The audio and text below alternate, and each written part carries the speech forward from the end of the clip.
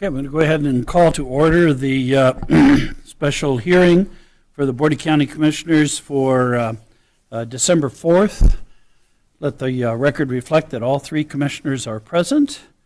And before we get started with the rest of the meeting, I'm going to ask that if you have a cell phone with you, please turn it off or turn it to vibrate. If you have a need to take a call, please step out in the foyer and do so that your call doesn't interrupt folks sitting in the chamber from being able to hear the rest of the legislative process. So next item of business is the Pledge of Allegiance. So if you'd all please stand if you can. I pledge allegiance to the flag of the United States of America and to the republic for which it stands, one nation, under God, indivisible, with liberty and justice for all.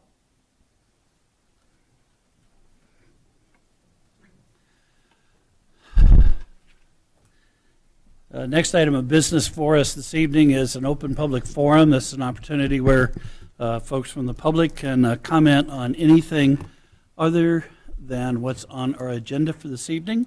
So I do not have anybody signed up for the open public forum. So if there's anybody in the audience like to provide any testimony as part of the open public forum, please come forward.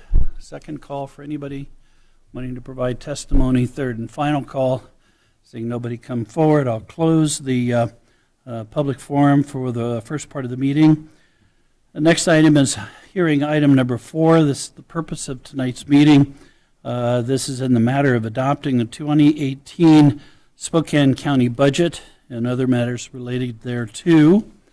And we will start off with a presentation by our Chief Budget Officer, Ms. Tanya Wallace.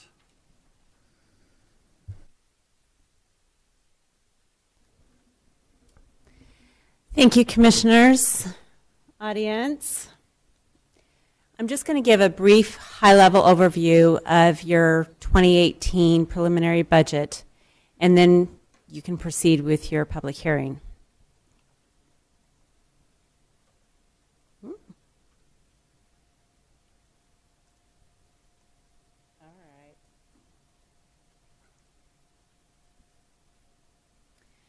What I'm really going to go over tonight is the high level. I'm going to start with the big picture, the total county budget for 2018. And then I'm going to focus a lot more attention on just the general fund, since that is in particular where the public tends to focus because of the property tax revenue that comes in. And then I'm going to close with the taxpayer impact that is still an estimate until we complete this process. Before we get going, I wanted to first give a round of applause to the county and to staff for having gone through this very long process. As you can see from the calendar, we actually got started a little bit. We started talking and having conversations in July, but in August is when we began firming up the number of what kind of gap are we facing going into 2018, and we were actually facing a $9.4 million gap between our revenue and our expenditures. In September, after some education sessions in August, several sessions conducted around the county and with all of you, we had public comment just to give, after these educational sessions, the public the opportunity to comment on our overall business model. October is where a lot of the rubber meets the road process came into being. We had general fund workshops. So we did limit these conversations to certain key departments in the general fund. They came in, they presented information to you. You had the opportunity to ask them questions of their revenues, their expenditures, and how they would make those cuts and what they would do in their own department and what it meant. We went through a couple weeks of process time of you deliberating on many of those decisions and those proposals, which you did a great job of. It took several weeks of discussions to do that. And then also in November, we didn't just close with the general fund. We had a couple of our other enterprise funds, our larger funds, come in and also give you overviews of their proposed 2018 budgets. Last week, we had a public hearing on the tax certification for the county's 3 levies. We have a general levy, a roads levy, and a conservation futures. And that brings us to tonight. Based on culmination of all of those decisions that have been made, we're here tonight with your 2018 budget.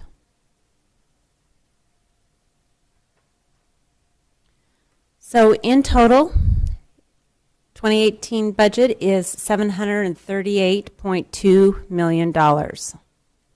Now, for some of the public out there, this is published out on the website, but we also have out in the foyer a single one-page summary. I'm going to toggle for just a minute.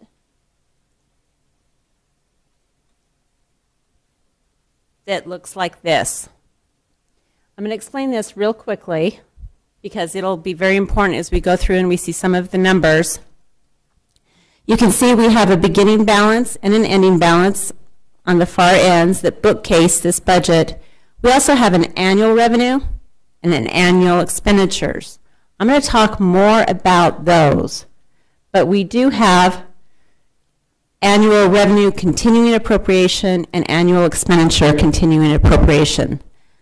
That's really where our grants and those types of projects that continue and lapse over one fiscal year into another, or whether different fiscal years align. Like for the state, for example, they do have a different fiscal year than what our fiscal year is. So really, the purpose of tonight and what you'd be adopting is our total appropriation that we need to carry us through our calendar year and our fiscal year.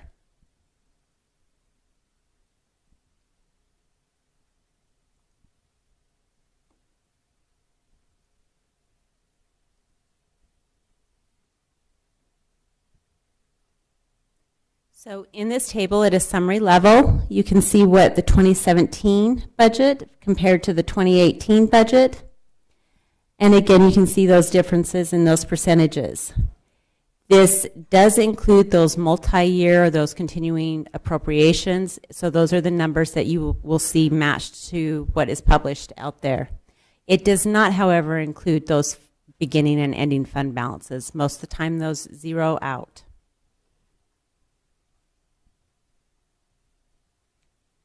Now I'm going to focus a little bit on the general fund.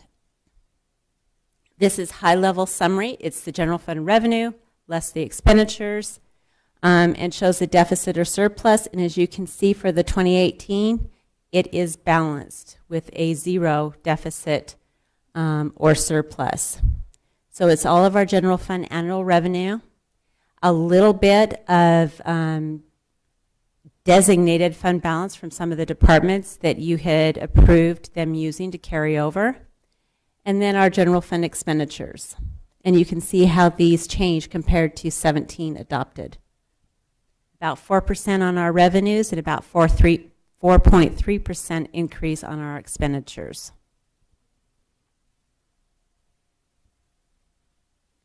Focusing and looking just at the general fund revenue and how that breaks down. Here's a pie chart. These percentages are not unlike the percentages that you've seen in other pie charts. So really there's not a significant change in our business model or our resources and how we're bringing those in.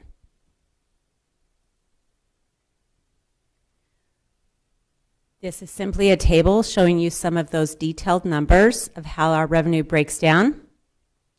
And where we're seeing the greatest increase, obviously, is sales tax, and we've talked about that quite a bit.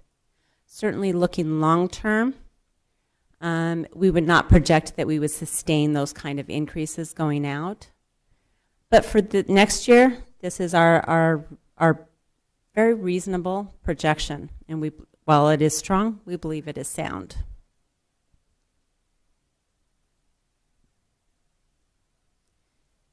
Now I'm quickly shifting right to the expenditure side of the equation of how we take all of those resources and allocate it to all of our services.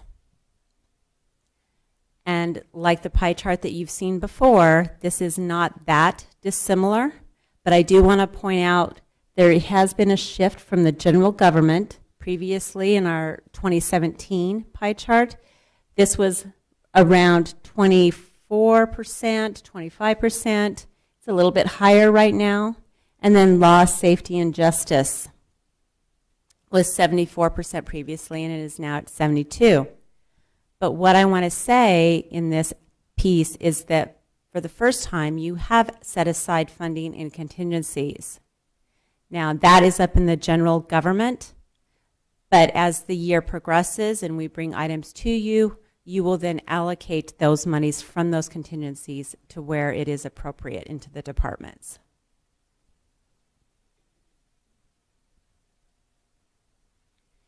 And then here's some additional detail of a table. Now these are the gross expenditures by the departments. I do want to point out that many of these departments, such as the Sheriff's Department, do support, a good majority of their budget does go to support for contract services. But this is the gross expenditures and how they've changed from 17 to 18. And if you look down at the bottom, non-departmental, that is where those contingencies are, pending your allocation of those throughout the year.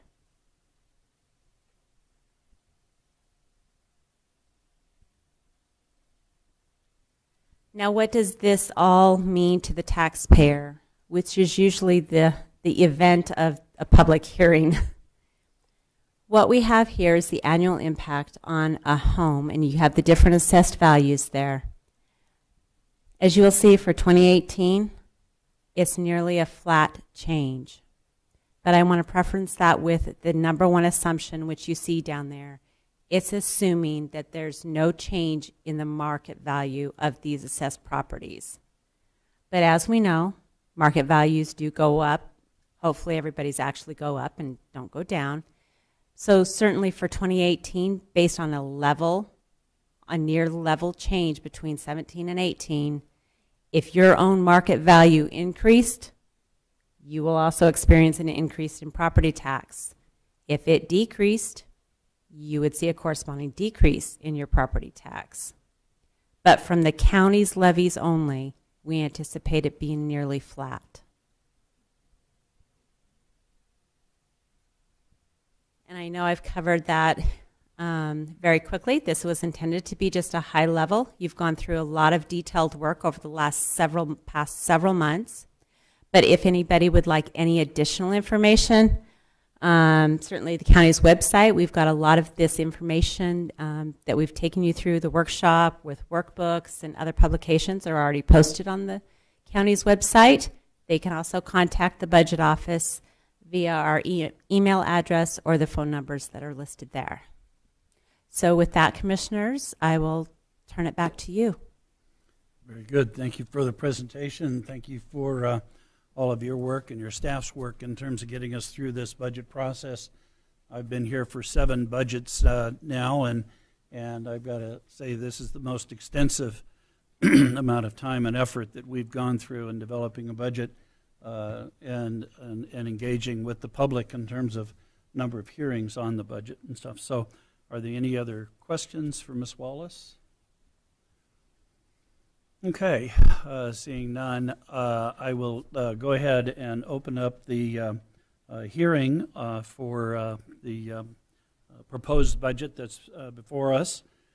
If you would like to provide any testimony, either in support or opposition or questions about the budget, I encourage you to fill out one of the yellow forms out there, and so we can put you in the record.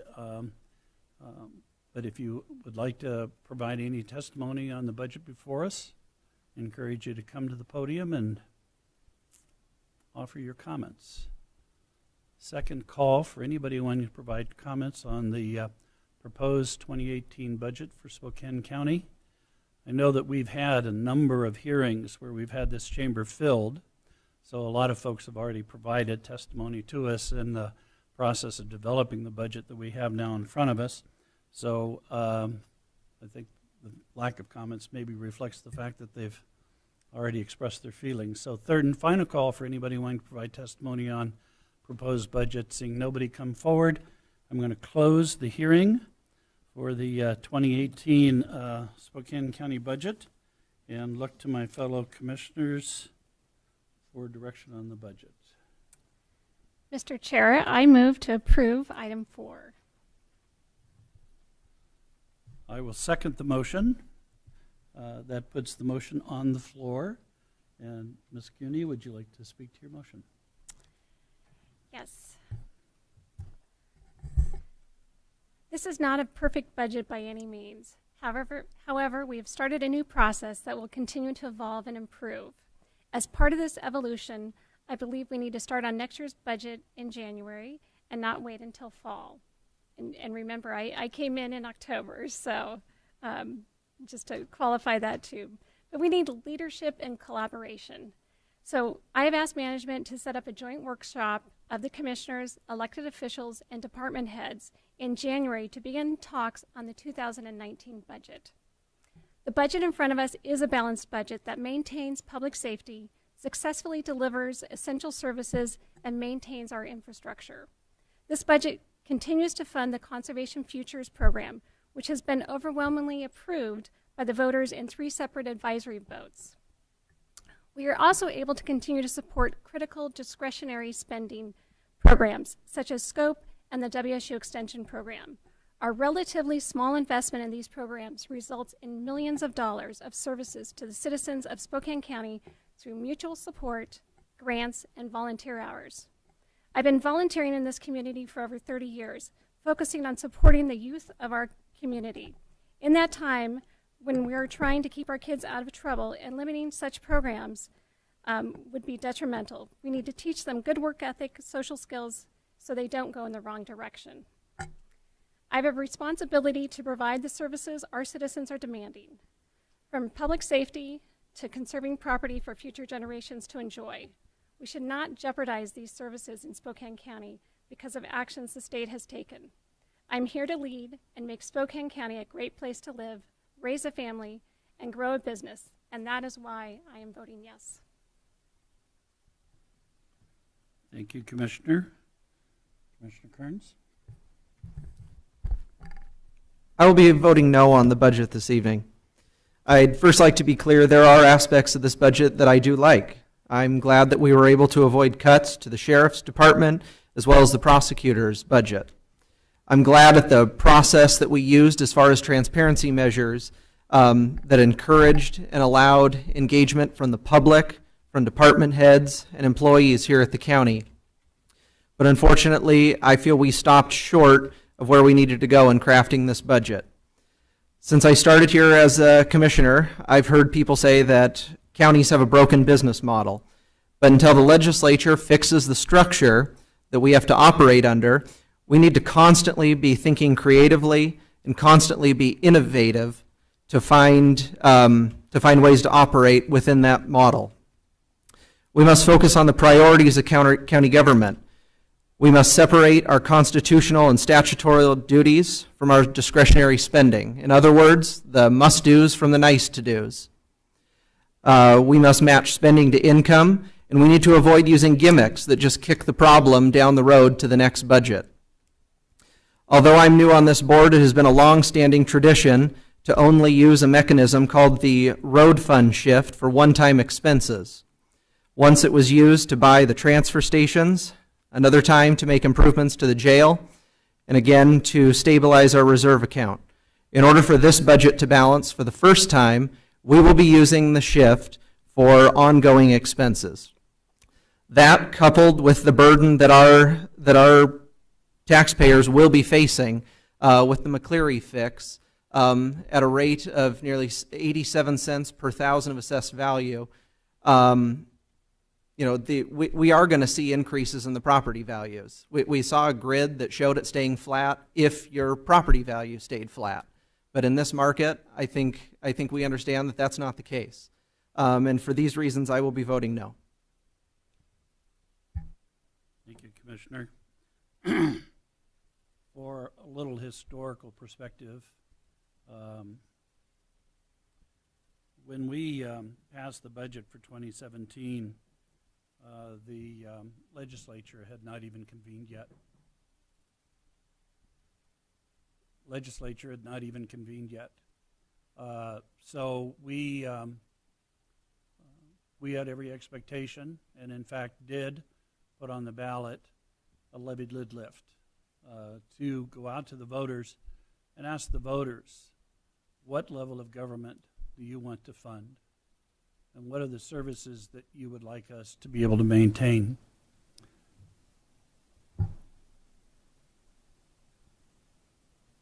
Commissioner Kearns, Commissioner Commissioner O'Quinn and I all voted unanimously to put that on the ballot because we recognized that there was an inherent problem with the way that county government is funded. This is not unique to Spokane County. This is a problem that stretches across the state. It became apparent that we needed to do something on a long-term fashion to be able to fix this. So we put before the voters a levied lid lift. Then the results of the legislative process for 2017 became apparent, and the impact of the McCleary decision, and as Commissioner Kearns has indicated, the burden that will be placed on our taxpayers for 2018 will be significant. So we decided unanimously to pull the levied lid lift off of the ballot for 2017. We would tighten our belt. We would continue to look for ways to find economies, and that we would use the shift for one more year so that we would not be in a position to have to reduce services and create hardships on our taxpayers for 2018. That was a unanimous decision. So we pulled the ballot measure and undertook a process of a very public budget development effort, numerous hearings. We heard from people to say, maintain our public safety, maintain our support system, spoke to quality of life issues. And so we tried to put together a budget that would get us through 2018 with a minimal impact on our taxpayers. And I think this budget does that.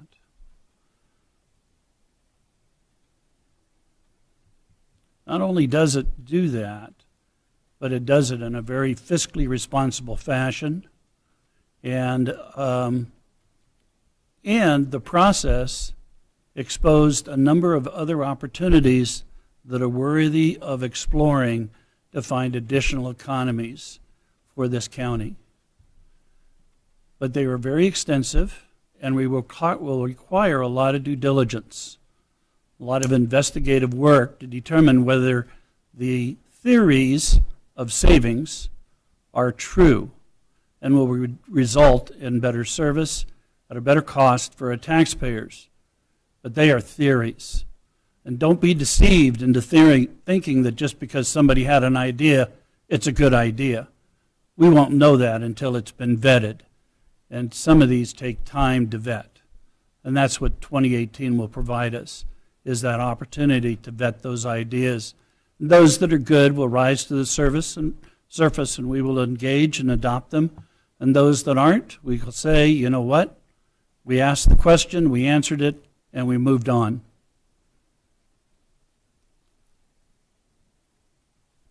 We will still need to try and fix the structural imbalance, the gap that occurs in county government finances, whether it's in 2018 or 2019 or 2020, that problem is real. It's real for counties across the state. It requires legislative help, and in the absence of legislative help, it will require hard conversations in this community about what level of government do our taxpayers want to be able to fund. Those are worthy conversations, and we'll have them in 2018. I'll be voting in support of this budget because it is fiscally conservative. as demonstrated in the chart that was presented by Ms. Wallace, there's only a tax increase if the value of your property increased. That's a no-brainer. I mean, people expect that when your property increases, there is also an associated increase with regard to your property taxes. The other thing this budget does is it helps to maintain our quality of life. And community is much more than just a race to the bottom in terms of a budget. It's about public safety. It's about a park system. It's about conservation futures. It's about aquatics program. It's about golf. It's about recreational activities. It's about other social activities similar to those that's provided by the Wazoo Extension Program in terms of the Master Gardeners Program. It's about funding Chase Youth Commission and making sure that our youth have the ability and the opportunity to learn leadership skills so that they can be part of this community. It's about funding the efforts of the SCOPE program that provide an extension of the services that our sheriff's deputies provide. It's all of those things that make up what we call community, what we call Spokane County. It's the quality of life that we advocate to everybody that we want to try and recruit to this community about being a good community to live, work, and play. It's much more than just a race to the bottom in a budget process. It's about making sure that we provide quality services to everybody in this community. So I think this budget does that. I think it's a work in progress. We have much more work to do in 2018, and I'm very proud of the team that we have. There are a lot of good ideas that came to the surface from our staff, from our department heads, from the public. We need to vet those, and we'll do that. We'll look at what 2018 has to offer. But for this budget, I'm very comfortable and I'm very proud of the work that we've done, and we'll support it 100% as we move forward. And with that, I will call for the vote. All those in favor of the budget, please indicate by saying aye. Aye. Aye. All those opposed say nay. Nay. Let the record reflect the budget passes for 2018 by a 2-to-1 vote. That then gets us to our second open public forum. Again, I do not have anybody signed up. Is there anybody in the audience who would like to provide any testimony in our open public forum? Second call for anybody wanting to provide testimony. Third and final call. Close the open public forum. Ladies and gentlemen, thank you very much for joining us tonight. Thank you very much for your input, for your endurance and going through this process, and for your faith and support of your Spokane County government, and hope you have a very joyous holiday season. With that, we are adjourned.